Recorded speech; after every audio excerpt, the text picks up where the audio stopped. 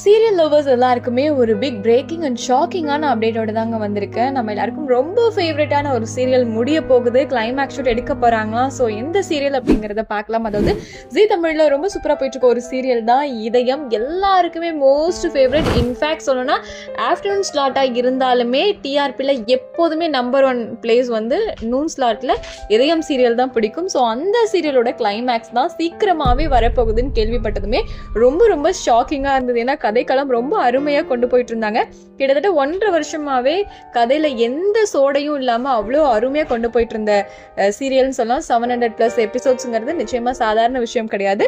So அந்த மாதிரி போயிட்டு இருந்த ஒரு நம்பர் 1 சீரியலை தான் முடிக்க போறாங்களாம். உண்மையாவே ரொம்ப கஷ்டமா இருக்கு. அழகான காதல் கதையில 2 பேருமே ரொம்ப அழகா நடிச்சிருந்தாங்க, எல்லாருமே அழகா நடிச்சிருந்தாங்க. ஸோ இப்படி இருக்கும்போது நம்ம இந்த இதயம் சீரியலை தான் முடிக்க போறாங்களாம். இதை பத்தி உங்களோட கருத்து என்ன? இதயம் சீரியல் நீங்க மிஸ் பண்ணுவீங்களா இல்லையாங்கிறத கமெண்ட்ல சொல்லுங்க.